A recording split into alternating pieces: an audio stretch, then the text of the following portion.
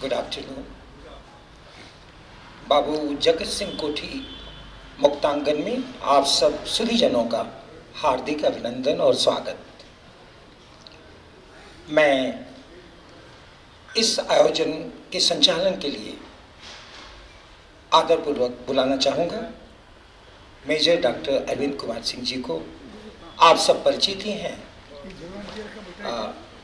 हमारे ministry of defence, रक्षा मंत्रालय ने आपको विशिष्ट कार्यों के लिए 2 बार सम्मानित किया था। मैं उनसे चाहूँगा कि इस व्याख्यान का संचालन करें। डॉक्टर अरविंद कुमार सिंह जी।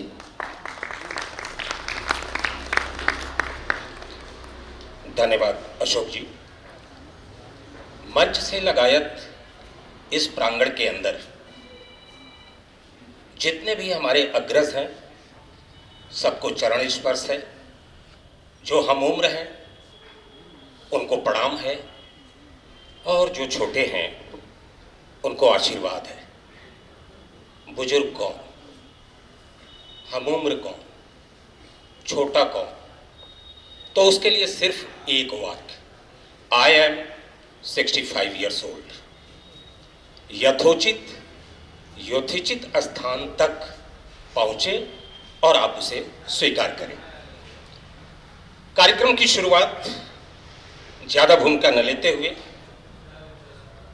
सीधे हम प्रारंभ कर रहे हैं और सबसे पहले मैं श्री प्रदीप नारायण सिंह जी से सादर आग्रह कर रहा हूं कि वो आए और प्रोफेसर राणा पीवी सिंह जी को, भूतपूर्व विभागाध्यक्ष भूगोल विभाग, काशी हिंदू विश्वविद्यालय को पुष्पगुच्छ, अंगवस्त्रम और एक पुस्तक देकर सम्मानित करने की। साहित्य भूषण स्वर्गीय पंडित हरिराम द्विवेदी जी की ये पुस्तक है, सपनवा भीजे नहीं।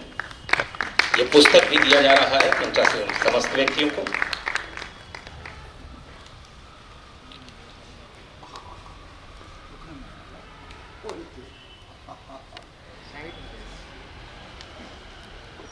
साथ ही मैं आमंत्रित करना चाहूँगा अमित कुमार गुप्ता जी को, जो सहायक निदेशक भारत पर्यटन है, वो यहाँ हमारे बीच आए और प्रोफेसर ध्रुव कुमार जी को अंगवस्त्रम, पुष्पगुच्छ और पुस्तक देकर सम्मानित करने की कृपा करें।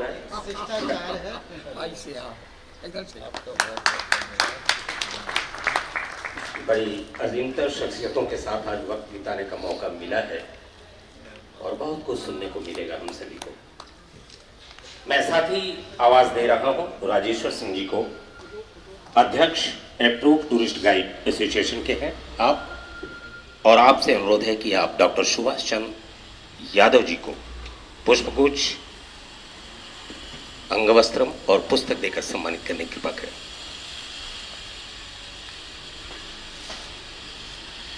जैसे जैसे हम बातचीत के सिलसिले में आगे बढ़ेंगे, मंचा से इन व्यक्तियों का परिचय आपको मिलता चला जाएगा। अभी तो सिर्फ स्वागत।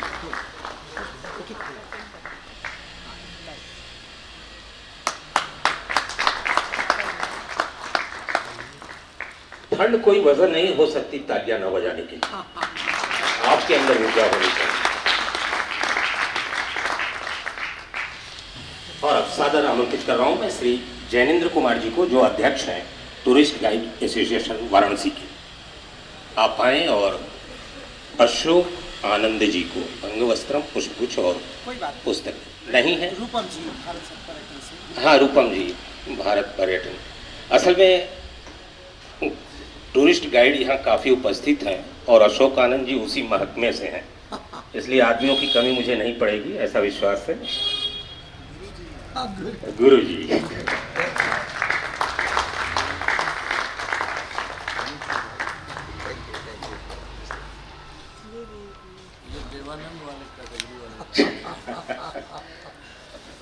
प्रोफेसर ध्रुव जी कह रहे हैं कि हिंदुस्तान में 2 ही लोग हैं जिनका कोई जोड़ नहीं, एक देवानंद और दूसरे अशोक आनंद जी। अभी भी उम्र के उस पड़ाव को ठहरे हुए हैं अपनी तमाम आदतों को लेकर। और आइए सभी जनों उस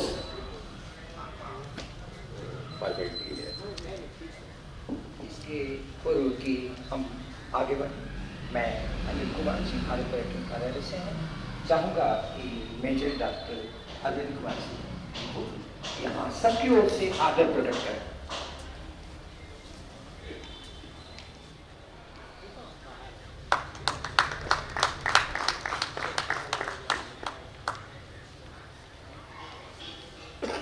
उस दिशा में आगे चले जहां पे कुछ प्राप्ति के लिए आज हम यहां उपस्थित हैं। और इसके पहले कि मैं अपनी बात शुरू करूं, मैं सुभाष जी से आदेश लेते हुए कि कुछ समय इस विषय स्थापन के लिए मुझे लेना पड़ेगा, मैं अपनी बात शुरू करना चाहूंगा। कल तक जो इतिहास था वो आज हमारे भूगोल के अध्ययन की विषय वस्तु है, और आज जो वर्तमान में हमारा भूगोल है शायद आने वाले वक्त में इतिहास के अध्ययन की विषय वस्तु हो जाएगा। शायद यही कारण रहा होगा कि जब इस पुनीत कार्य के लिए श्री प्रदीप नारायण सिंह जी आगे बढ़ रहे थे तो उन्होंने इसमें शामिल किया एक इतिहास विज्ञ को और एक भूगोलविद को भी शामिल किया। इतिहासविद डॉक्टर हामिद अफाक अंसारी कुरैशी और भूगोलविद प्रोफेसर राणा पीवी सिंह जी, पूर्व विभागाध्यक्ष भूगोल विभाग, काशी हिंदू विश्वविद्यालय। और यहीं से मैं बात की शुरुआत करूंगा। हम लोग जब अपनी कक्षाओं में जाते थे बच्चों को सिर्फ यह विषय पढ़ाने के लिए कि पृथ्वी की उत्पत्ति कैसे हुई, तो उस बच्चे के दिमाग में एक प्रश्न कौतूहल की तरह बार बार उसको उद्वेलित करता था। हमें वो भूगोल के अंतर्गत पृथ्वी की उत्पत्ति बताने के लिए व्यक्ति खड़ा है जो शायद जब पृथ्वी बनी होगी उस समय रहा ही नहीं होगा। तो कैसे मान ले उसके तमाम चीजों को कि पृथ्वी की उत्पत्ति ऐसे ही हुई होगी। और एक अध्यापक के लिए सबसे पहले यह आवश्यक हो जाता था कि बच्चे के उस कौतूहल को शांत करके तब वो अपने विषय को आगे बढ़ाए। और अध्यापक पहला वाक्य क्लास में जो बोलता था वो ये बोलता था, माना कि मैं उस समय नहीं था, लेकिन बेटा ये पृथ्वी उस समय भी थी, आज भी है। चलो ना हम अपने अध्ययन का दायरा यहीं से शुरू करते हैं। दबाव के माध्यम से, घनत्व के माध्यम से, तापमान के माध्यम से हम जानने का प्रयास करेंगे कि पृथ्वी गैसीय फॉर्म में थी, ठोस थी या लिक्विड फॉर्म में थी। मुझे ऐसा लगता है कि जब प्रदीप नारायण सिंह जी ने इस कार्य को प्रारंभ किया होगा तो यही प्रश्न उनके सामने भी खड़ा था। जब इतिहास के अंदर ये सब घटनाएं घटित हो रही होंगी तो उस वक्त प्रदीप नारायण सिंह जी शायद 5वें या 6वें अपने पीढ़ी के क्रम पे खड़े रहे होंगे। कैसे हम जो कुछ बता दें उसे लोग मान लें, इतना आसान कार्य नहीं था। और ऐसे में मुझे याद आता है कि एक दिन मैं महाबोधि इंटर कॉलेज सारनाथ में बैठा था तो एक बाकायदा दल 3-4 व्यक्तियों का पहुंचा। मुझे बताया गया कि साहब ये लोग एक शोध कार्य कर रहे हैं, उसके अंतर्गत यहाँ आए हैं। हम सभी पुरातत्व के उस खनन वाले विभाग में गए जहाँ पे सब कुछ ऐसे ही पड़ा हुआ है जो खनन के बाद था। एक शिला पट्टिका पे जाके हम लोग रुक गए। जगत बाबू का भी नाम था उस शिला पट्टिका पे, लेकिन जिस अंदाज में लिखा था उस शिला पट्टिका पे वो प्रदीप नारायण सिंह जी को स्वीकार्य नहीं था। शायद वही वो लाइन थी जो उनको उद्वेलित कर रही थी कि हम इतिहास में जाएं और इसे ठीक करें। तो हम लोगों ने कहा कि पहले तो हम पुरातत्व विभाग से ही पूछें कि ये जो आपने इस पे लिख रखा है इसकी प्रामाणिकता क्या है। आप अपना स्रोत बताओ, हम अपना स्रोत खोज लेंगे। और फिर वहां से जब बात शुरू हुई तो बात कहां तक निकली, तो फिर एक बात मुझे याद आई कि इतिहास के टीचर ने मुझे बताया था इतिहास दो तरह का होता है। एक जिसका कोई लिखित साक्ष्य हमारे पास उपलब्ध नहीं है, प्रागैतिहासिक का। दूसरा जिसका लिखित साक्ष्य हमारे पास उपलब्ध है। और फिर ऐसा लगा कि ये जितना घटनाक्रम हुआ उसमें हम संशय का आवरण ओढ़कर अगर किसी के लिए कुछ भावनाएं मन में रख रहे हैं कि उसने हमारा इतिहास गड़बड़ कर दिया, कहीं कोने में उसकी ईमानदारी ही हमारे इस पूरे खोज कार्य का आधार बनी, क्योंकि सारे दस्तावेज तो वहीं से मिले। फोर्ट विलियम 49 दिनों की कैद, यह दस्तावेज बताता है कि जगत बाबू को 49 दिनों के लिए कैद खाने में रखा गया। डेथ सेंटेंस, यह दस्तावेज बताता है कि उनको फांसी की सजा दी गई। आजीवन कारावास के रूप में उसे तब्दील किया गया, ये डॉक्यूमेंट्स बताते हैं। और फिर आजीवन कारावास के लिए उनको सेंट हेलेना द्वीप पे ले जाने का निर्णय, यह भी हमको डॉक्यूमेंट्स बतलाते हैं। और सेंट हेलेना द्वीप का नाम आते ही जिन लोगों ने अपने इतिहास पढ़ा होगा पहले का, उनके दिमाग में सीधा एक चीज आती है, वो सेंट हेलेना द्वीप जिस पे कभी अंग्रेजों ने नेपोलियन बोनापार्ट को कैद किया था, जो ये कहते नहीं थकता था कि हमारी डिक्शनरी में असंभव नाम का कोई शब्द नहीं है। बहुत से दस्तावेज हैं जिसको खोजा गया, खंगाला गया और इस शोध कार्य के अंतर्गत लाके पुस्तकों में दर्ज कर दिया गया। वो कौन लोग हैं जो पत्थरों से इतिहास खंगाल देते हैं? वो कौन लोग हैं जो खंडहरों में जाके खुदाई करने के बाद उसके उस पिछले 20 साल, 50 साल, 40 साल, 70 साल का इतिहास लोगों के सामने रख देते हैं?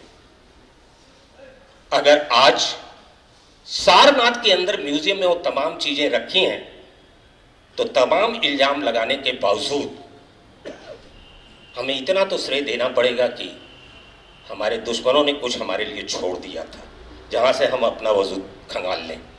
इतने डॉक्यूमेंट्स अगर हमको मिल गए तो एक श्रेय तो उनको देना पड़ेगा। यही कारण है कि आज यहां पे उस शख्स को हम लोगों ने आमंत्रित किया अपनी बात रखने के लिए, जो विशेषज्ञ है, जो वाराणसी रीजन में क्षेत्रीय पुरातत्व अधिकारी हैं। इतना ही नहीं, जिनके जिम्मे लाल बहादुर शास्त्री जी के संग्रहालय की और अन्य न जाने कितने संग्रहालयों की जिम्मेदारी जिनके कंधों पे है। लेकिन जब मैं अध्ययन कर रहा था सुभाष जी का, तो बड़ी दिलचस्प बात पता चली। ये शख्स सिर्फ लिखने पढ़ने का ही धुनी नहीं है, कुछ खोज निकालने का ही धुनी नहीं है। आपका एक शौक तो दिल को छू गया। फौजी बैकग्राउंड से हूं, तो हुआ कि इसकी चर्चा थोड़ी बाद में करूंगा, नहीं तो लोग कहेंगे फौजी हैं तो अपने महकमे को पकड़ रहे हैं। पर्वतारोही हूं, पहाड़ों पे चढ़ने का शौक, और वो भी छोटी मोटी पहाड़ी नहीं, 10,000 नहीं साहब, 15,000 नहीं, 20,000 नहीं, 22,000 फुट ऊंची पहाड़ी पे चढ़ने का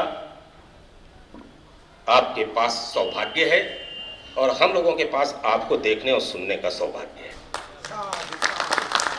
सुभाष जी, और भी कुछ ऐसा है कि कहीं मैं भूल ना जाऊं। हाँ जी हाँ, विशेष रूप से वाराणसी में तमिल संगमम, G20 समिट्स, काशी महोत्सव, ऐसे न जाने कितने कार्यक्रमों को सफलतापूर्वक अपने अंजाम तक पहुंचा देने की क्षमता रखने वाले सुभाष चंद्र जी हम लोगों के बीच हैं।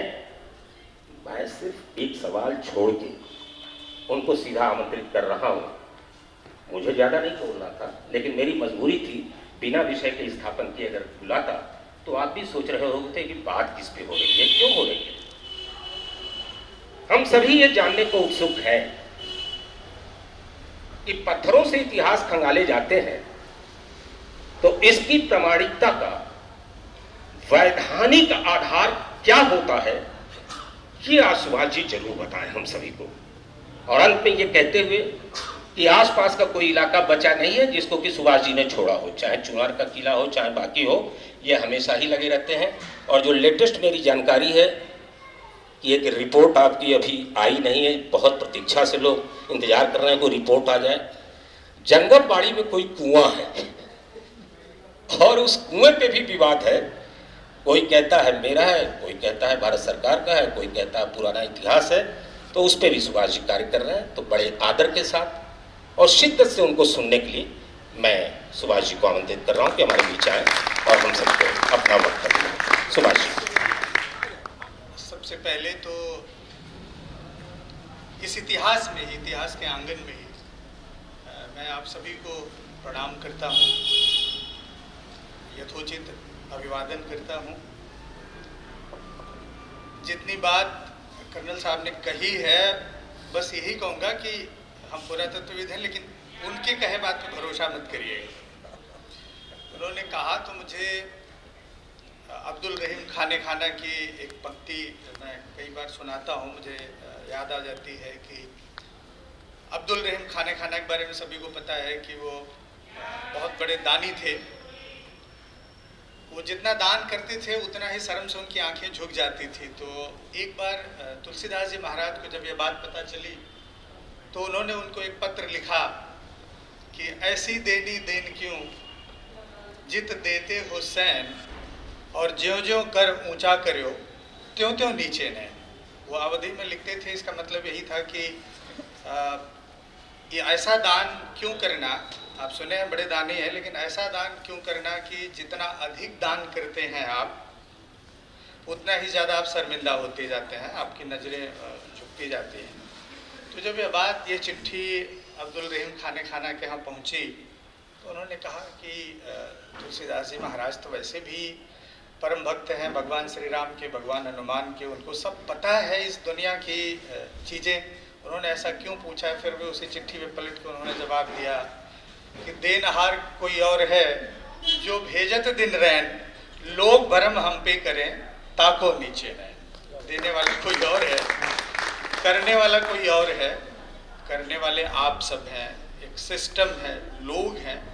बस हमारे गुरुजी ने हमको यही पढ़ाया कि इस धरती पे जब हम सभी आते हैं तो प्रकृति जिससे जितनी ईंट रखवानी होती है, जिससे जो करवाना होता है वो करवा लेती है, तो हम सिर्फ निमित्त मात्र होते हैं बस। लेकिन हम जीवन भर इस भ्रम में रहते हैं कि हम करता है, तो हम करता नहीं है, हम भी वही निमित्त मात्र हैं। आप सभी के बड़े गुरुजनों के आशीर्वाद से, आप सभी के स्नेह से जितना बन पड़ा अपने शौक़ से थोड़ा बहुत पढ़ते हैं, आप लोगों से शेयर करते हैं। लेकिन मैं सदैव ये बात कहता हूँ कि कोई भी इतिहास तो वैसे भी बड़ा क्रूर विषय है, ये कभी किसी को माफ़ नहीं करता। आप चाहे जितना लेप करके, चाहे जितना आवरण लगा के इसे कुछ दिन तक सत्य को छुपा सकते हैं, लेकिन इसे मिटा नहीं सकते। जब उचित अवसर आएगा तो अपने पूरे कलेवर में, अपने सत्यता के साथ, अपने प्रमाण के साथ आपके सामने उभर के आएगा और अपने निमित्त मात्र के माध्यम से आएगा। तो मंचस्थ गुरुजनों को प्रणाम करते हुए आप सभी के स्नेह से थोड़ी बहुत, देखिए मैं ये भी कह रहा हूँ कि मुझे सच में बड़ा भय लगता है गुरुजनों के सामने बोलने में, लेकिन फिर एक साहस अंदर से आता है, क्योंकि हम लोग काशी हिंदू विश्वविद्यालय के विद्यार्थी हैं। तो वहीं से मैंने कहीं पढ़ा था कि पंडित हजारी प्रसाद द्विवेदी जी के कुछ बहुत अच्छे विद्यार्थी थे। तो विद्यार्थी होते हैं तो अपने गुरुजनों से थोड़ा डर होता है, तो उनकी कोई बात से अगर हम सैद्धांतिक रूप से सहमत नहीं भी होते हैं तो उनका विरोध नहीं करते हैं सर, विरोध नहीं करते हैं क्योंकि गुरुजी नाराज न हो जाए। तो उनके कुछ बहुत अच्छे विद्यार्थी थे जिन्होंने प्रच्छन्न नाम से कुछ लिखा। यह बात जब उनको पता चली तो उन्होंने अपने सारे विद्यार्थियों को बुलाया। उन्होंने कहा कि मुझे पता तो है कि ये किसने लिखा है, लेकिन बेहतर होगा कि वो खुद बता दे कि किसने लिखा।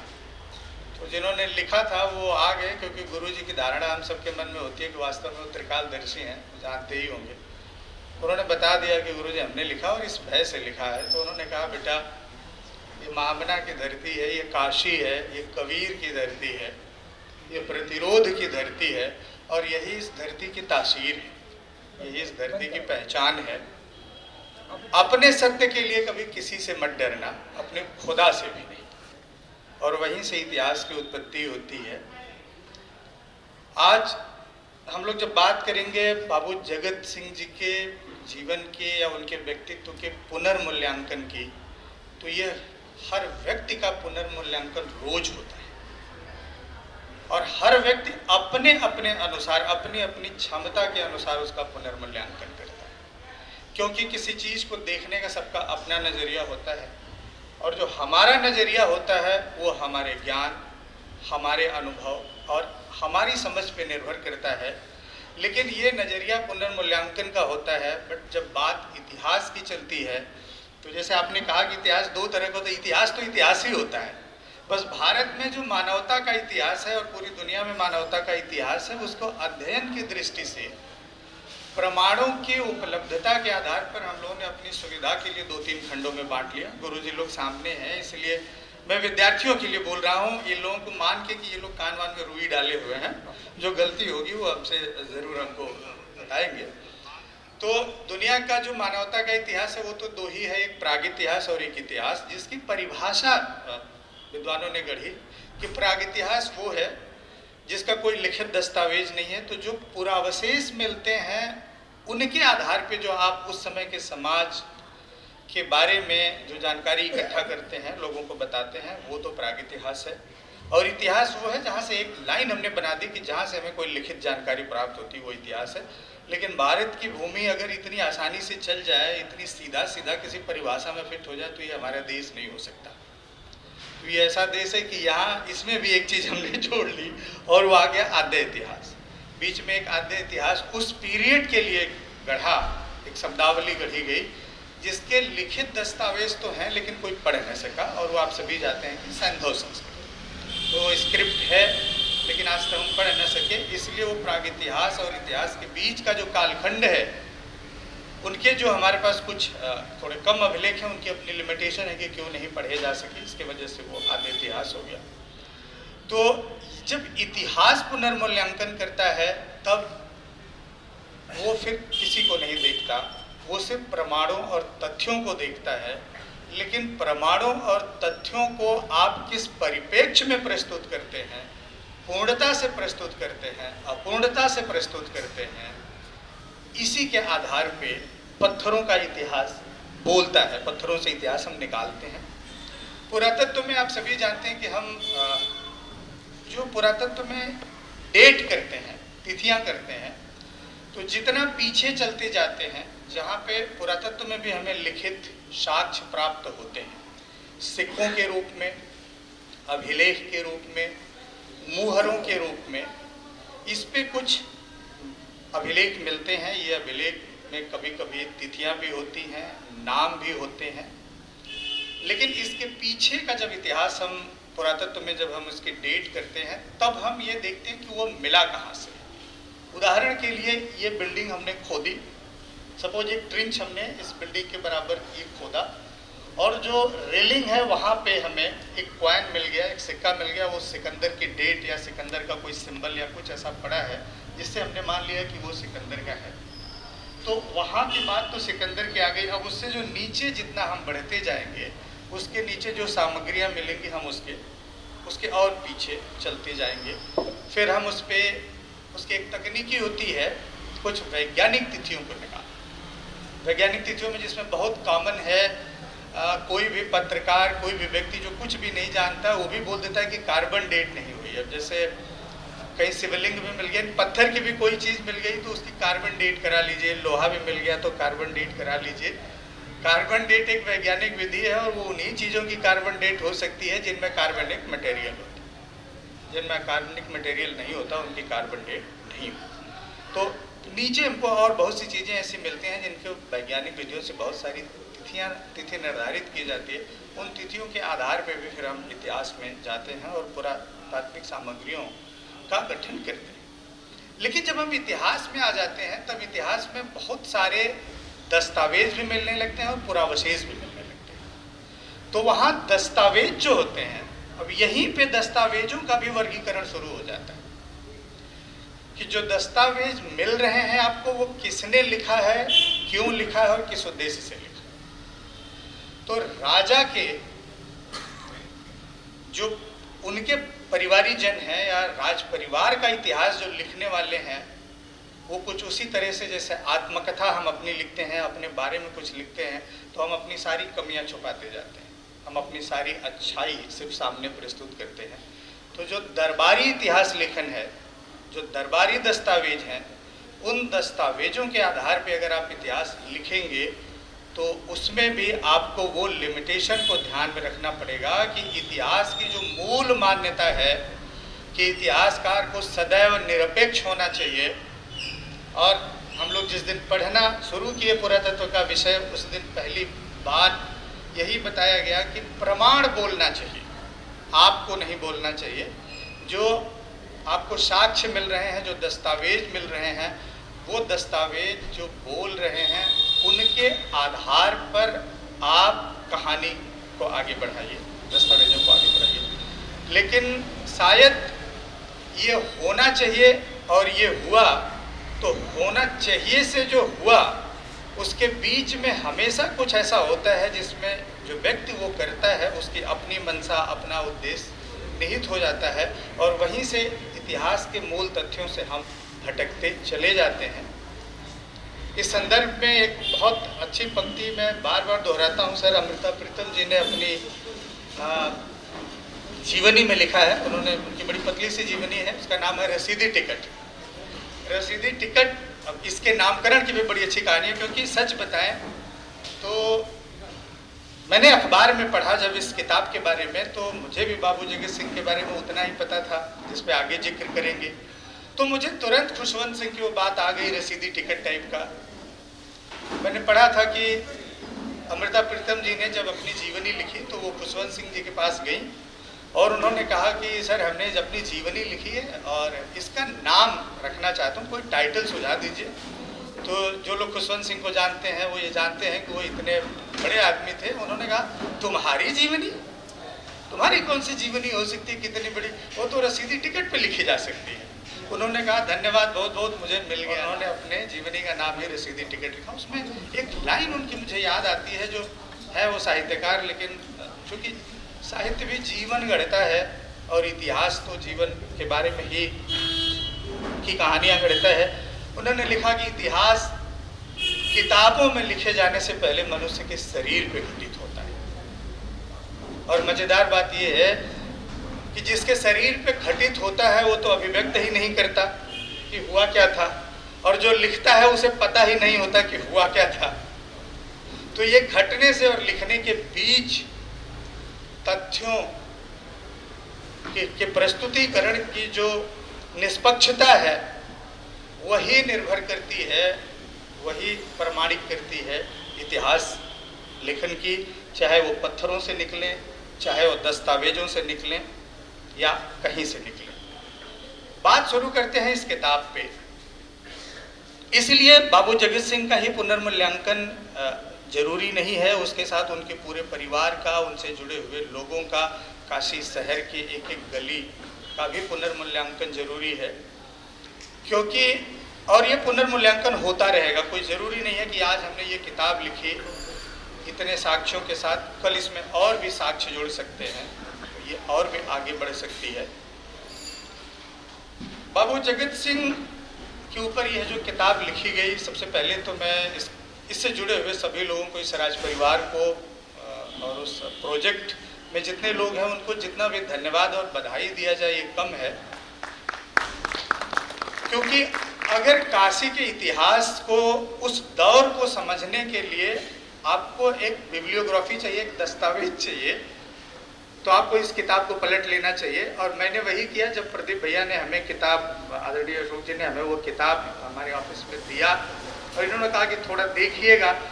तो जो मेरी गुरु जी ने मुझसे पहले दिन कहा था रिसर्च ज्वाइन करते हुए, मैंने वही किया। और अभी सर से भी बात हो रही थी, हमने पीछे से पलटना शुरू किया था। किसी विद्वान को अगर आप किताब देते हैं और कहते हैं कि ये रिसर्च पे है, तो पीछे से पलटता है कि इसमें, यानी बिब्लियोग्राफी हम देखते हैं, हम वो रेफरेंसेस देखते हैं।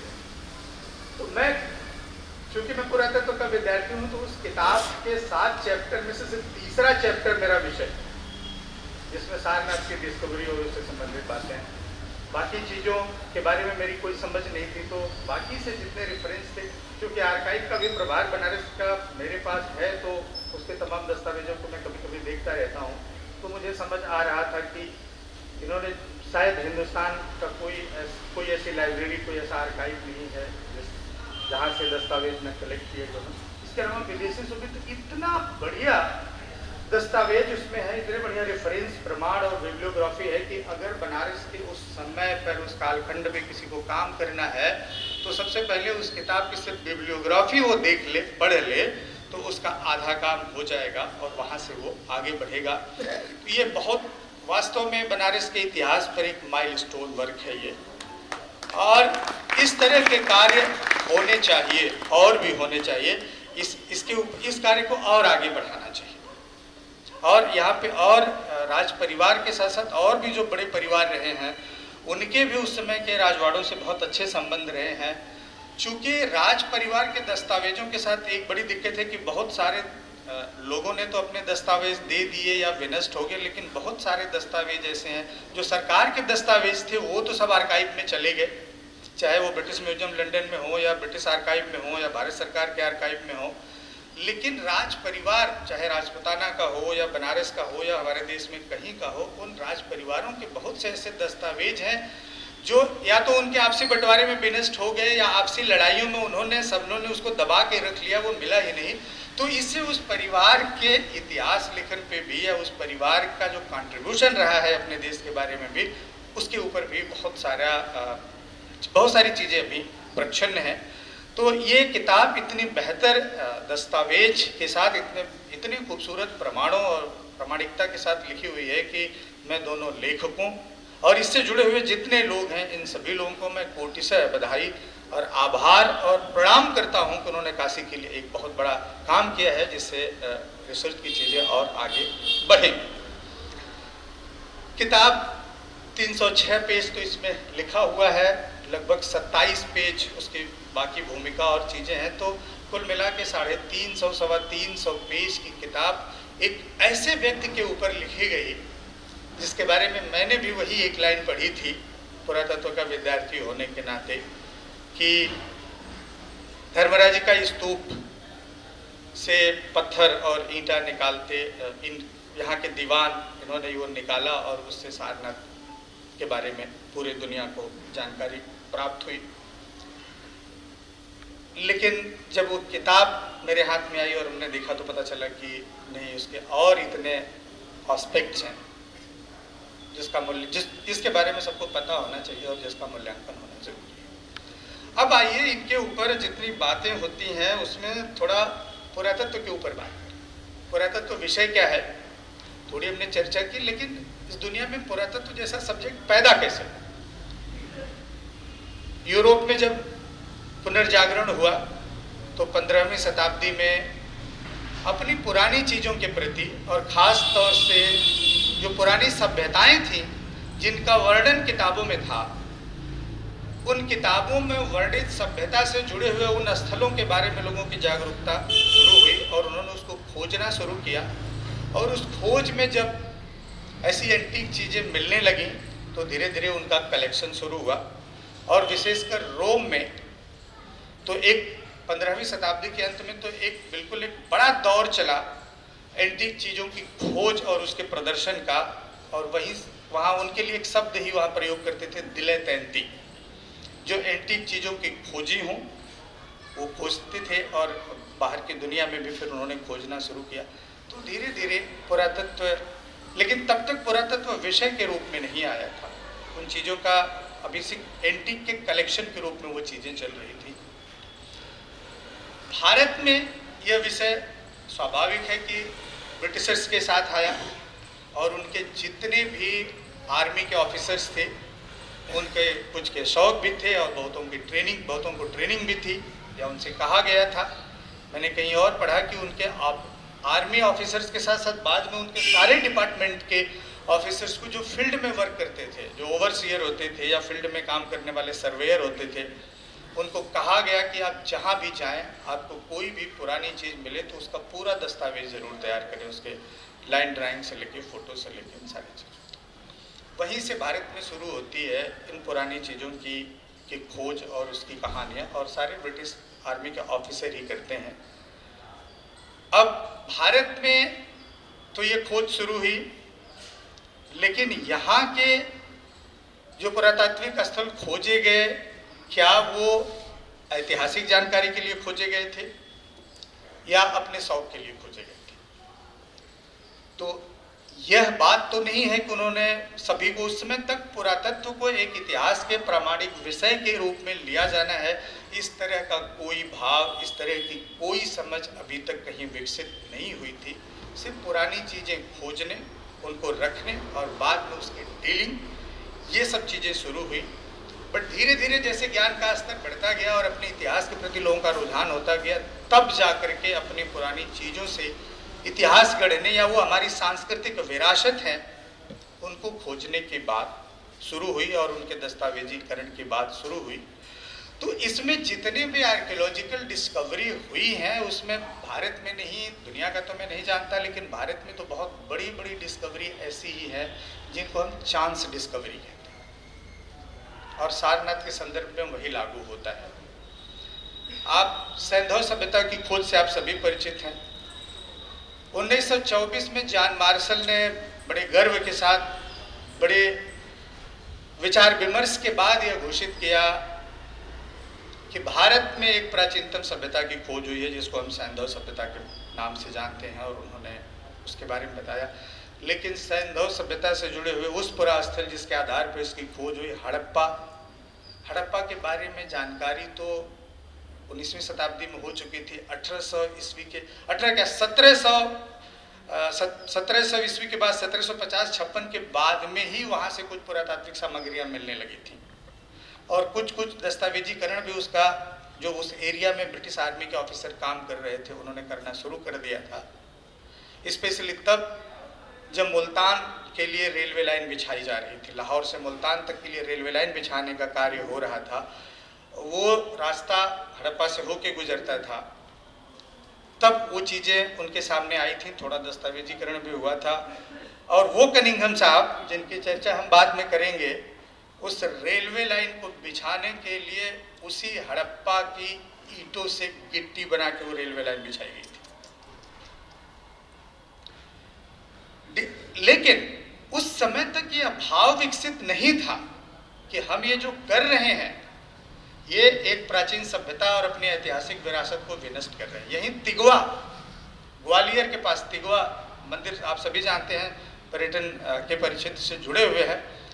तिगवा में 36 मंदिरों को विनष्ट करके उनकी गिट्टी बना दी गई, उससे रेलवे लाइन बिछाई गई। ये तो मैं इक्का दुक्का उदाहरण बता रहा हूँ, लेकिन यह बात फिर भी मैं कह रहा हूँ कि जैसा इन्होंने कहा कि उसको श्रेय देना चाहिए, क्योंकि इन एक्सीडेंट के थ्रू, इन इंसिडेंट के थ्रू, इन घटनाओं के थ्रू हमें हमारे पुरानी चीज़ों से परिचय हो रहा था। और बहुत दूर मत जाइए, काशी में राजघाट, ये काशी की राजधानी वाराणसी है।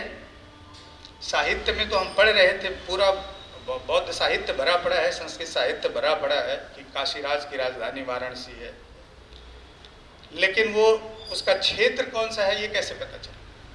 ये जब 1939 में इसी रेलवे लाइन के लिए, काशी स्टेशन के लिए, उसके विस्तार के लिए जब खुदाई शुरू हुई, तब उसमें पुरातात्विक अवशेष प्राप्त हुए।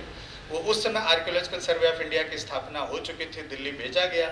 वहाँ के अधिकारियों ने देखा कि ये पूरा सामग्री है, फिर वहाँ से कृष्णदेव जी को उन्होंने भेजा, और 1940 में जब उत्खनन किया उन्होंने, तब वहाँ से जो सील सीलिंग्स यानी मुहर और मुहर छाप मिली, उसमें सीधे वाराणसी, वाराणसी के श्रेष्ठियों, माहेश्वर आदि से संबंधित तमाम सील सीलिंग्स मिली, जिसको पढ़ के पता चला कि वाराणसी का क्षेत्र ये है, और जिसके आधार पर बाद में काशी हिंदू विश्वविद्यालय ने व्यापक स्तर पर राजघाट का एरिया, बाद में सराय मोहाना और अगली खोज। तो हम इतने बाद तक इन चीज़ों से परिचित नहीं थे। अब बाबू जगत सिंह के संदर्भ में जो सारनाथ की खोज की बात आई, तो हम थोड़ी सी कनिंघम की बात कर रहे हैं। ये बैकग्राउंड है आर्कियोलॉजी की खोज का। तो चूंकि आर्कियोलॉजी के माध्यम से या एक्सीडेंट के माध्यम से जो भी आर्कियोलॉजिकल साइट्स हम खोज रहे थे या जो एंटिक्विटी हम खोज रहे थे वो विनष्ट हो रही थी, उसके बारे में उनको ये ज्ञान नहीं था कि ये विनष्ट कर रहे हैं, वो चेतना जागृत तब तक नहीं हुई थी। लेकिन बाद में आपके यहाँ सारी रॉक पेंटिंग, दुनिया की सबसे प्राचीनतम रॉक पेंटिंग भी यहीं सोनभद्र में खोजी गई। तो अब इन खोजों को का श्रेय किसको दिया जाए? घोड़मंगर पहली रॉक साइट है, रॉक शेल्टर है जिसको खोजा गया पूरी दुनिया में। तो क्या एसीएल कार्लाइल साहब आके घोड़मंगर ऐसे ही पहुंच गए होंगे? सारी रॉक पेंटिंग की खोज तो गडेरियों और चरवाहों ने किया। तो क्या उन्हें हम ये कह सकते हैं कि पहले एक्सप्लोरर वो हैं? नहीं, उन्होंने उस उद्देश्य से उसको नहीं देखा। वो तो अपने दैनंदिन कार्यों में अपनी भेड़ चराने, अपनी गाय चराने, चारा के लिए, लकड़ी के लिए जा रहे हैं, उन्होंने देखा। और आज भी जब हम लोग सोनभद्र में जाते हैं और नए रॉक शेल्टर को छोड़िए, जो पुराने रिपोर्टेड है उनके बारे में रास्ता भटक जाते हैं। झाड़ियाँ उगाई, अभी 1 साल पहले गए थे, उस रास्ते में झाड़ी उगाई, कोई पत्थर गिर गया, रास्ता ब्लॉक, जो हमारे दिमाग में बैठा हुआ रास्ता है वो भूल गया। फिर उन्हीं से पूछना पड़ता है, तो वो जो नए रास्ते बने हैं वो बताते हैं, उनसे जाते हैं। तो क्या उनको हम इस खोज का श्रेय दे सकते हैं? आप नहीं। जो उस उद्देश्य से काम किया है उसको हम श्रेय देते हैं। कनिंघम का बैकग्राउंड, जनरल अलेक्जेंडर कनिंघम उस समय तक, जब बाबू जगत सिंह ने जब उसको खोजा तब तो उनका अता पता नहीं था, लेकिन जब पहली खुदाई उन्होंने 35-36 में किया, तब तक तो पुरातत्व विभाग की स्थापना ही नहीं हुई थी। तो पुरातत्व के गवर्नर जनरल बनने का तो कोई सवाल ही नहीं पैदा होता। भारतीय पुरातत्व सर्वेक्षण की स्थापना 1861 में हुई और कनिंघम आफ्टर रिटायरमेंट उसके पहले गवर्नर जनरल बनाए गए थे। वो आर्मी से रिटायर हो चुके थे, तब तक तो थी नहीं, लेकिन उनका शौक ब्रिटिश आर्मी के थे और उस समय आर्मी इंजीनियरिंग कोर्स वो बंदा था। तो उनकी पोस्टिंग अफगानिस्तान से लेके, पाकिस्तान से लेके भारत के तमाम क्षेत्रों में होती थी। लेकिन जैसा मैंने पहले बताया कि दुनिया के प्राचीन ग्रंथों में वर्णित महान स्थलों के बारे में जानने की जो चेतना यूरोपियन पुनर्जागरण के बाद आई थी, उसमें जो भी वहाँ का समझदार ऑफिसर था वो उस पर काम कर रहा था, शायद उनकी ट्रेनिंग का पार्ट भी रहा होगा, और कनिंघम भी उसी में से एक थे। और कनिंघम ने वो सारा काम करना शुरू किया। अब कनिंघम ने हड़प्पा में भी काम किया। मैंने बताया कि उन्हीं की रिपोर्ट के हवाले से जो फॉरगेटन सिटी ने जो तहरी ने लिखा है, उसमें उसी आर्कियोलॉजिकल सर्वे ऑफ इंडिया के दस्तावेजों से उन्होंने ये लिखा है कि हड़प्पा के ईंटों से गिट्टी बना करके वो मुल्तान के लिए रेलवे लाइन निकाली गई थी, जो 100 माइल्स के बिछानी थी। तो कनिंघम के दिलो दिमाग में वेनसांग का यात्रा विवरण था, क्योंकि वो जब चल रहे थे भारत में पुरास्थलों की खोज, तो उनकी पूरी जो 24 वॉल्यूम की रिपोर्ट है आर्कियोलॉजिकल सर्वे ऑफ इंडिया की, 1961 में जब वो शुरू करते हैं, उस रिपोर्ट में अपना सर्वे शुरू करते हैं, तब आप देखिएगा वो सबसे पहले शुरू कहाँ से करता है वो बंदा, वो ऑफिसर शुरू करता है बोध गया से, जहाँ भगवान बुद्ध को पहला को ज्ञान प्राप्त हुआ। तो बोध गया से शुरू करते हैं और फिर वो सर्वे करते हैं, बाद में उनके सक्सेसर शुरू करते हैं। उस रिपोर्ट के पहले वॉल्यूम में उन्होंने अपने 34-35 में जो सारनाथ की खुदाई की है, तो इस किताब में जितना बढ़िया से उसको डिस्क्राइब किया और जो प्रश्न उठाया है वो बड़ा वाजिब है। आप लोगों में से जितने लोगों ने नहीं पढ़ा है उनके सामने यह बात ज़रूर होनी चाहिए कि सारनाथ के बारे में अब जो यह किताब प्रश्न उठा रही है, और हम लोग नॉर्मली जानते हैं, बड़ा दुख भी सबने प्रकट किया। आर्कियोलॉजिकल सर्वे ऑफ इंडिया की सारी गाइड बुक में सारे ऑफिसर ने यही शब्दावली यूज की है कि इन्होंने बिल्डिंग मटेरियल निकालने के लिए उसको डिस्ट्रॉय किया। आदरणीय BS अग्रवाल साहब ने, जो कि थोड़ा देशज भाषाओं में लिखते हैं, उन्होंने लिख दिया कि उधेड़ दिया। ये बातें आज के परिप्रेक्ष्य में जब हम खड़े होकर देखते हैं तो ज़रूर थोड़ा दुखी करती हैं। वो लगता है कि एक आरोप लग रहा है, एक कलंक लग रहा है। लेकिन मुझे लगता है कि ये कहानी शुरू ही होती है। बाबू जगत सिंह जी ने 1794 में खोदा, या जैसा यह किताब कह रही है कि नहीं, 1787 में खोदा। प्रमाण क्या है? एक हमारे पास प्रमाण है, हो सकता है कि मुझसे छूट रहा हो तो मुझे आप लोग ठीक करिएगा। प्रमाण ये है कि इस मोहल्ले में जो कुआं बना, बात यही है कि जगतगंज मोहल्ला बनाने के लिए सारी सामग्री वहां से आई और उसके बाद चीजें बनी, तो यहाँ एक कुआं बना और उस कुएं पे एक अभिलेख राजा साहब की तरफ से लिखवाया गया और उस अभिलेख की तिथि है 1792 से। तो अगर सारनाथ के मटेरियल से जगतगंज मोहल्ला बन चुका था और वो कुआं भी बन चुका था, तो जब 1792 में बन चुका था तो 1794 में फिर जगत सिंह साहब के मजदूर वहां क्यों खोदने गए थे? तो फिर 1787 की तिथि आती है कि ये सब चीजें बनने में 4-5 साल जरूर लगे होंगे। लेकिन फिर अब यहाँ पे जब हम पुरातत्वविद की दृष्टि से सोचते हैं तो फिर आप ये क्यों सोचते हैं कि 1792 में जो कुआं आपका बना और मोहल्ला बन चुका था वो सारा सारनाथ से आए हुए ईंटों से बना? और वही कनिंघम का दस्तावेज जो 1861 की रिपोर्ट कहती है और बड़े व्यापक पैमाने पर लिखा है, वो तो कह रहा है कि उन्होंने बहुत कम खोदा है, ऊपर से ईंट निकालना शुरू किया और जहां पे उनको पता चला वहीं बंद कर दिया। तो उससे कहां से इतना ईंट और पत्थर निकल जाएगी, पूरा जगत सिंह मोहल्ला बस जाएगा?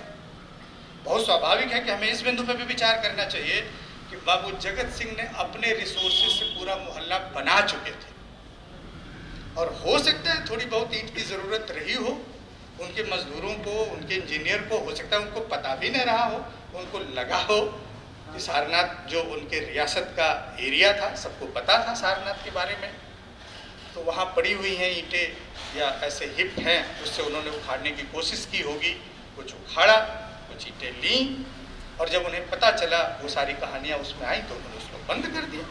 तो हो सकता है कि जगतगंज मोहल्ला ऑलरेडी बस चुका हो, क्योंकि बात अभी भी 1794 की जो तिथि है वो विचारणीय है कि 94 की तिथि आ कहाँ से रही है?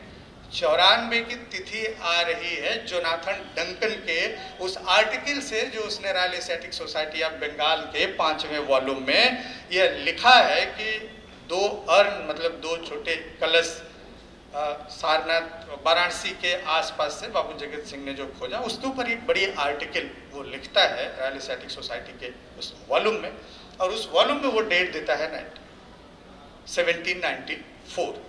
तो अब 1794 जो उसकी डेट है उसको देखना पड़ेगा, उसको कैसे पता कि 1794? वो यहाँ का कलेक्टर था या कमिश्नर था, जो भी।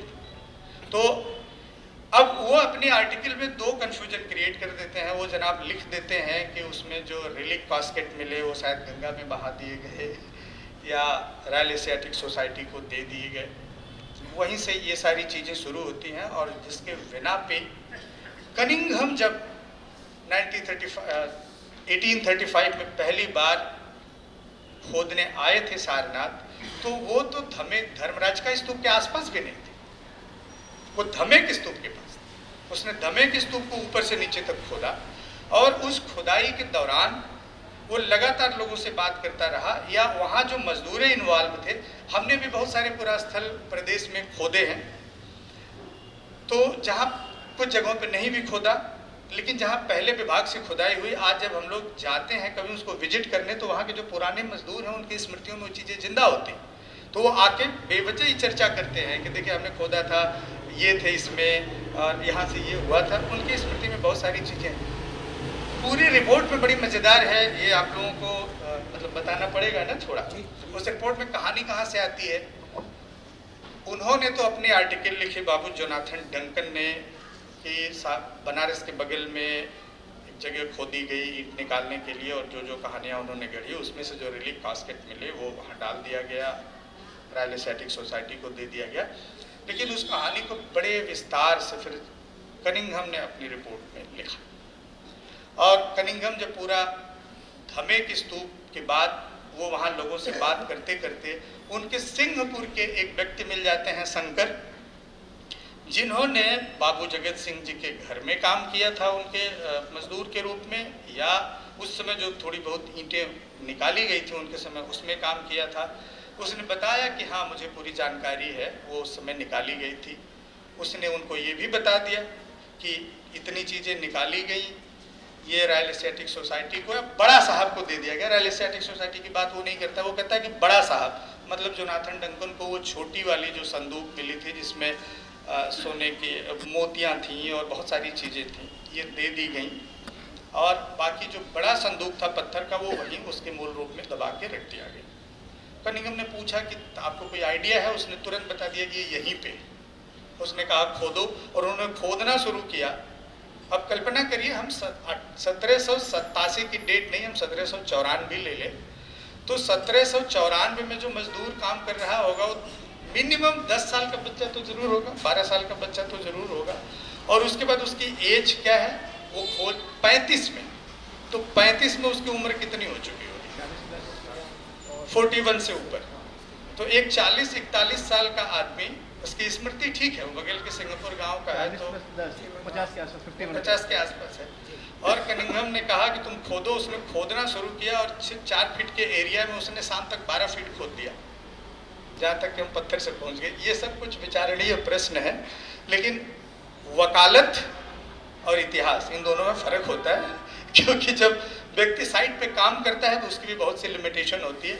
अब उसने लिख दिया कि हम शाम तक पहुँच गए, लेकिन वो हो सकता है कि उसने 5 व्यक्ति को लगा दिया, 5 ने मिलकर खोजा। लेकिन मज़ेदार बात यह है कि उसने उस मजदूर ने जिसने पहले काम किया था, उसने बताया कि ये यहीं पे है।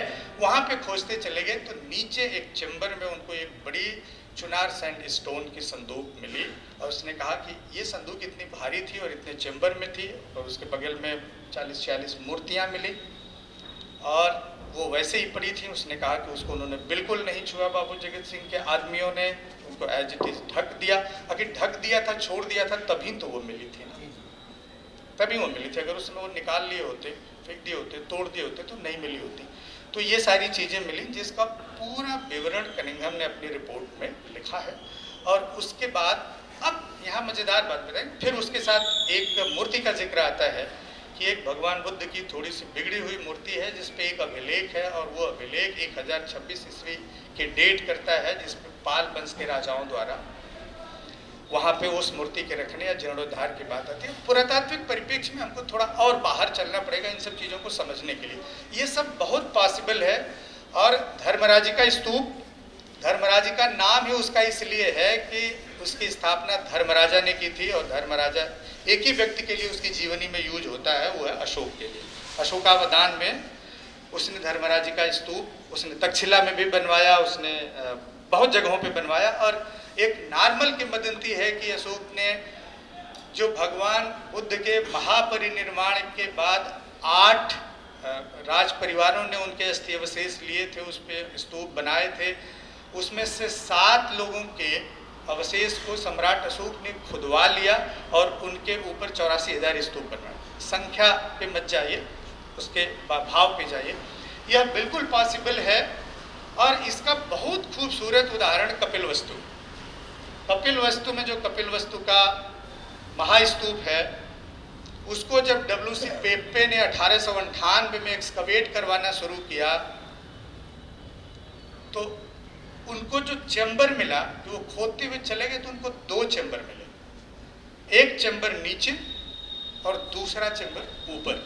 अब कल्पना करिए, अशोक ने वहां भी स्तूप बनवाया था, लेकिन वो शाक्य राजवंश के लोगों ने अपने कुल के भगवान बुद्ध के अवशेष पे एक स्तूप उनके अस्थि अवशेषों पे बना रखा था।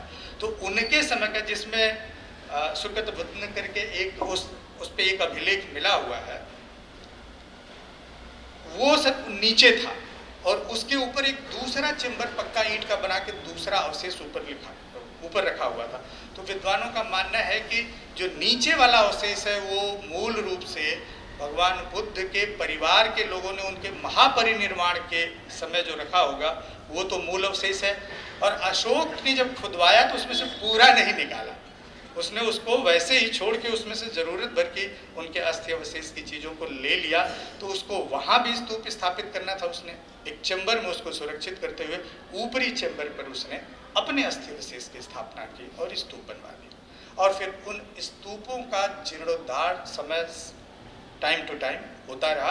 ये सभी जगह पे इसके लिखित दस्तावेज हैं और जब पुरातत्व की दृष्टि से हम लोग खोदते हैं तो ये पूरी चीज़ें स्पष्ट हो जाती हैं। सांची का महास्तूप इसका सबसे बड़ा उदाहरण। तो सारनाथ में ये जो अभिलेख है, जो भगवान बुद्ध की मूर्ति वाला अभिलेख है, इससे तो कम से कम साफ जाहिर हो जाता है कि कम से कम, अच्छा ये सारनाथ में चूंकि किसी ने अशोक के पहले कोई स्तूप नहीं बनवाया था, तो निसंदेह जो अशोक ने अस्थि अवशेष रखा होगा वो बहुत नीचे होगा, और जो ऊपर अवशेष मिले हैं वो भगवान बुद्ध के अवशेष हो सकता है ना भी। इसलिए कुछ विद्वानों ने ये भी कहा कि उनके किसी प्रिय पुजारी या किसी और का अवशेष था जो ऊपर था, जिसमें उनके अस्थि अवशेष थे और बाकी सारी चीज़ें रखी हुई थी। फिर तीसरा जो पाल पीरियड का है, महिपाल ने जो रखवाया, जो मूर्ति रखी, तो अब उस समय 1026 ईस्वी के आसपास आप सारनाथ के इतिहास को देखें तो सारनाथ 11वीं सदी में कुमार देवी के बाद सारनाथ में कोई भी ऐतिहासिक गतिविधियां लगभग बंद हैं, कोई कुछ नहीं करता है, कोई हमें दस्तावेज, कोई ऐसे ऐतिहासिक साक्ष्य नहीं मिलते हैं। और वहीं इतिहास बहुत बार इतिहास की किताबों से बेहतर समझने के लिए उपन्यास होते हैं, और बनारस को समझने के लिए मैं आप सभी को 3 किताबें जरूर रिकमेंड करूंगा बापू शिव प्रसाद जी की। प्राचीन बनारस को समझना हो तो बैसवानर पढ़िए, मिडिएवल खासतौर से 8वीं शताब्दी से 10वीं 11वीं शताब्दी तक पढ़ना हो तो नीला चाँद पढ़िए, और आधुनिक बनारस की गलियों के लिए गली आगे मुड़ती है, ये पढ़िए, बनारस की पूरी छवि समझ में आ जाएगी।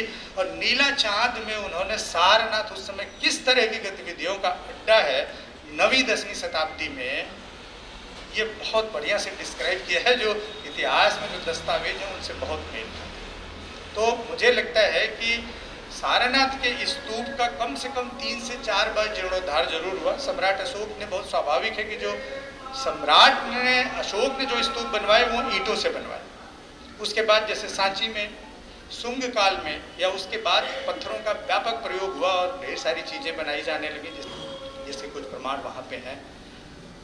और उसके बाद 11वीं सदी में जो 1026 की डेट है उसमें हो गया।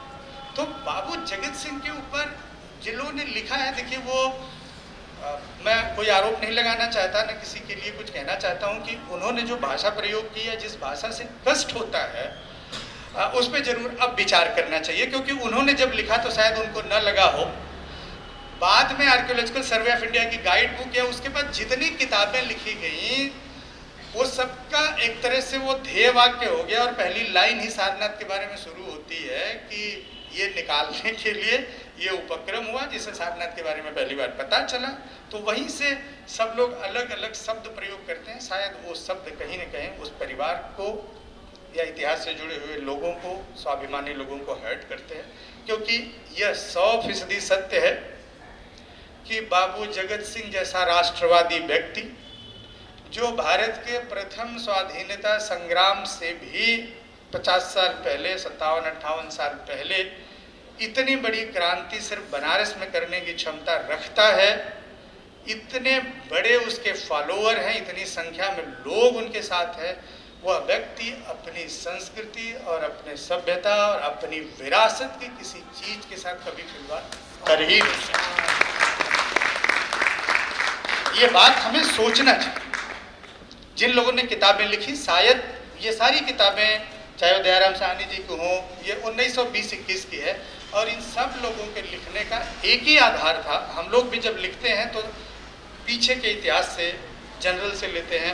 अब हम लोगों के सामने पुरातत्व में या इतिहास में एक बड़ी चीज़ें बिल्कुल दिमाग में रूढ़ हो गई हैं कि पीछे जिन किताबों में लिख दिया गया वो आखिरी सत्य हैं।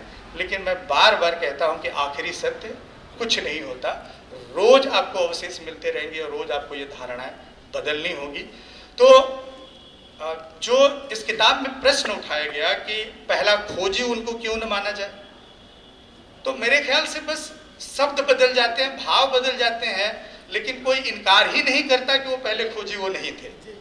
कोई जोनाथन डंकन की आर्टिकल शुरू ही वहीं से होती है। कनिंघम का पूरा दस्तावेज, पूरा राइटअप इतना बड़ा है, 30 पेज की उसने रिपोर्ट लिखी है, वो पूरी रिपोर्ट में ही उनका नाम देता है और उसने वहाँ बड़े आदर से उनके लिए डिस्कवरी शब्द उसने प्रयोग किया है। अब रह गई बात श्रेय लूटने की, मुझे लगता है इसमें थोड़ा सा हम सबको अपने बैकग्राउंड में जाना चाहिए कि देखिए हमारा जो व्यक्तिगत उद्देश्य होता है, जो व्यक्तिगत भाव होता है, व्यक्तिगत लालच होती है, हम सब हैं तो इंसान ही ना, तो अपने को ऊपर रखने के लिए, अपने को अच्छा करने के लिए हो सकता है कि दूसरे की चीज़ों को थोड़ा सा साइड लाइन कर भी दे। उस समय क्या परिस्थितियाँ होंगी उसमें बहुत कुछ नहीं कह सकते। कनिंघम की सारी डिस्कवरी के बेस में वेनसांग का यात्रा विवरण था और वो वेनसांग के पहले एक यहाँ चीनी यात्री आए थे फायान के बारे में, उनकी किताब के बारे में मैं पढ़ रहा था। तो इन दस्तावेजों को, चाहे वेनसांग का यात्रा विवरण हो, फायान का हो, इत्सिंग का हो, हम लोग ये मान के चलते हैं कि उसमें जो लिखा है वो बहुत सत्य है। सत्य से इनकार हम नहीं कर सकते।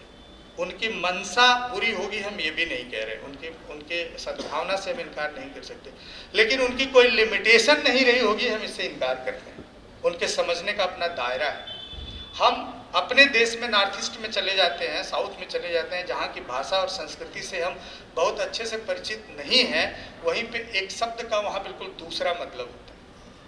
तो उस समय जो व्यक्ति चाइनीज पढ़ा हुआ है, सर फायान का यात्रा विवरण दुनिया के सामने कैसे आया? फायान का यात्रा विवरण पहले फ्रेंच में अनुवादित हुआ, फ्रेंच से अंग्रेजी में अनुवादित हुआ, अंग्रेजी से हम पढ़ते हैं। तो हमारे यहाँ तक आने वाले जिसने चाइनीज सीख के, जिस फ्रांसीसी ने चाइनीज पहले सीखा होगा उसने अनुवाद किया तो उसमें बड़ी सारी लिमिटेशन होंगी। फिर जिसने फ्रेंच से अंग्रेजी में अनुवाद किया उसके भी अपनी लिमिटेशन होंगी। तो वो जो चीज़ें आती हैं वो आखिरी सत्य हम नहीं मान सकते। तो वो एक हमें सूत्र देता है, उस सूत्र से हमें अपने सत्य को खोजना पड़ेगा। तो कनिंघम के खोज का पूरा आधार वेनसांग का यात्रा विवरण था और वो वेनसांग के उस यात्रा विवरण के उस लाइन को लेके चलता है जिसमें जब वो वेनसांग यहाँ आते हैं तो सारनाथ जाते हैं, माइल और डिस्टेंस एंड दिशा दोनों बताते हैं। फिर वहाँ महाविहार में पहुँचता है तो कहता है कि महाविहार के साउथ वेस्ट में एक स्तूप था और वो धर्मराजी का स्तूप है। उसका सबसे बड़ा प्रमाण है कि वो कहता है कि उसके सामने एक धर्मराजा का स्तंभ था जो 70 फीट ऊंचा था। अब इतिहास जो पत्थरों से आप बुलवाते हैं ना सर, आप कह रहे थे पत्थरों से कैसे बोलता है, मजेदार बात देखिए। वेनसांग अपने यात्रा विवरण में लिखता है कि 70 फीट ऊंचा स्तंभ है, लेकिन आप कल्पना करिए कि जो इतना माइन्यूट ऑब्जर्वेशन कर रहा है वो नहीं बोलता है कि उसके ऊपर उनका प्रतीक भी है, यानी लाइन कैपिटल हमारा, उसके ऊपर वो बिल्कुल उल्लेख नहीं करता है। हम विश्वास नहीं कर सकते कि जो इन छोटी छोटी मूर्तियों की बात करता है वो उसको मिस कर जाए। और जब वेनसांग आया था, फायान आया था, तो वो उसका जिक्र करता है। इसका मतलब कि हमारा लाइन कैपिटल फायान और वेनसांग के बीच में कहीं नीचे आ चुका था, गिर गया था। पत्थरों से इतिहास ऐसे भी बोलते हैं, बुलवाया जाता है। वहाँ जब हम बैठ के देखते हैं, यही स्थिति लुम्बिनी जब मैं पढ़ रहा था, लुम्बिनी में जब वो अभिलेख खोजा गया, स्तंभ खोजा गया, तब जब सबके यात्रा विवरण पढ़ने लगे तो उसमें एक आदमी बता रहा है कि उसके ऊपर चक्र है, शीर्षक है, फिर दूसरा कह रहा है कि नहीं है, दोनों अभिलेख की बात नहीं कर रहे हैं, फिर एक आदमी अभिलेख की बात कर रहा है। तो ऐसे बहुत सी सारी चीजें निकल के आती हैं। तो कनिंघम की पूरी खोज चूंकि वेनसांग के यात्रा विवरण पे आधारित थी, इसलिए वो सारे स्तूपों में भगवान बुद्ध के अवशेषों को खोज रहा था। उसने धर्मराजी धमे के स्तूप को भी ऊपर से नीचे तक ट्रेंच डाला, उसने चौखंडी स्तूप में भी डाला, और उसी बीच जब ये सारी जानकारी मिली तब उसने धर्मराजिका का भी एक्सकवेशन किया। लेकिन यह बिल्कुल प्रमाणित है कि चाहे किसी भाषा में, अंग्रेजी में, हिंदी में, कोई भी स्कॉलर जो चाहे लूट शब्द, विनष्ट शब्द, ये सारी चीज़ें लिखता है, ये शब्द बाबू जगत सिंह के लिए प्रयोग नहीं किए जा सकते। ये पूरा दस्तावेज देखने, इवन सिर्फ कनिंघम की रिपोर्ट, क्योंकि हमारे पास उस डिस्कवरी के लिए कनिंघम और जोनाथन डंकन का ही लिखित रिकॉर्ड है। उसी रिकॉर्ड के आधार पे हम ये कह सकते हैं कि बाबू जगत सिंह जी को हम ये आरोपी नहीं बना सकते, और उनको उस खोज का श्रेय दिया जाना चाहिए और दिया जाता है। बस थोड़ी सी शब्द और भाषा बदल जाती है, तो अब आने वाली पीढ़ी की जिम्मेदारी भी है कि इस भाषा पे भी बिल्कुल ध्यान रखें कि उन्होंने चांस डिस्कवरी है। मैं पहले भी बता रहा हूँ कि इतनी सारी डिस्कवरी चांस से ही होती गई है। जितने बड़े बड़े पुरास्थल हमारे खोजे गए वो सब एक्सीडेंटली खोजे। तो सारनाथ वास्तव में मैं ये श्योर हूं कि कनिंघम खोज लेता सारनाथ को, इसमें भी मान के चलिए, क्योंकि उसके हाथ में वेंसांग का यात्रा विवरण था और उसने बुद्ध से जुड़े हुए सारे पुरास्थलों को खोजा। तो दिशा दूरी से लेकर के उसके पास था, वो आता, लेकिन हो सकता है 1935 में नहीं आ पाता, 1961 में आता या पता नहीं कब आता, ये इतिहास से गर्भ में है, लेकिन वो आता जरूर, क्योंकि उसके पास क्लू था। लेकिन उसके आने से इतने 100 साल पहले बाबू जगत सिंह के कारण यह स्थल प्रकाश में आ चुका था, और जोनाथन डंकन कमिश्नर होने के बावजूद आखिर उन्होंने रोक लगाई। तो जब उनको पता लगा तभी रोक लगाई। तो बहुत स्वाभाविक है कि जो आरोप है वो आरोप कहीं से सिद्ध नहीं होते, उन आरोपों में कोई बल नहीं है, उन्होंने कोई लूट मार नहीं की। और इस डेट पे 87 और 94 वाले पे मैं बहुत फोकस तो नहीं करता। मुझे तो ये लगता है प्रदीप भैया, इस बात पे भी विचार करना चाहिए कि ये पूरा मोहल्ला उन्होंने अपनी क्षमता से बना रखा था, और जब तक हमें कोई नया रिकॉर्ड नहीं मिल जाता तब तक हम मानेंगे कि थोड़ी बहुत ईंटों की ज़रूरत थी और उन्होंने मजदूरों को कहा और वो लेने के लिए वहाँ गए होंगे। उनको वो पता चला, उन्होंने उस विरासत को वहीं पे संरक्षित छोड़ दिया, और उन्हीं के संरक्षण के वजह से जब सरकार और प्रशासन की नज़र में ये चीज़ें आई, उस पर आर्टिकल लिखी गई, उसके बाद ये पूरी तरह से संरक्षित कर दिया गया। और उसी संरक्षण का नतीजा है कि आज भगवान बुद्ध की प्रथम धर्मोपदेश स्थली अपनी पूरी गरिमा, पूरे प्रमाणों और पूरे मर्यादा के साथ हमारे वाले। तो इसीलिए ये सारे कोई आरोप नहीं है, बस समझने का है। इतिहास लिखते समय हमें इन तर्कों और प्रमाणों को और इनके सारे पक्षों को ध्यान में रखना चाहिए। इस अवसर पे मुझे बस एक अफ्रीकी कहानी याद आती है। अफ्रीकी कहावत है वो कि सिंह जब तक लिखना नहीं सीख लेंगे तब तक उनका इतिहास शिकारी लिखते रहेंगे। तो अब लगता है कि सिंहों ने लिखना सीख लिया है, तो शिकारियों के तीर अब तर्कस में वापस जाएंगे या उनके दिशा को मोड़ना पड़ेगा। यह किताब उन्हीं सिंहों के सिंहकत्व का एक प्रतीक है। आगे इस पे और प्रयास होना चाहिए, और हमें बिल्कुल किसी की कही बातों पे ना तो दुखी होना चाहिए, ना ही हम अपनी बात को अपने प्रमाणों और दस्तावेजों के साथ आपके सामने रख रहे हैं। हम विमर्श के लिए तैयार हैं। आप अपने तर्कस में जितने तीर है लेके आइए। अब शिकारियों से डरने की जरूरत नहीं है। बहुत बहुत धन्यवाद।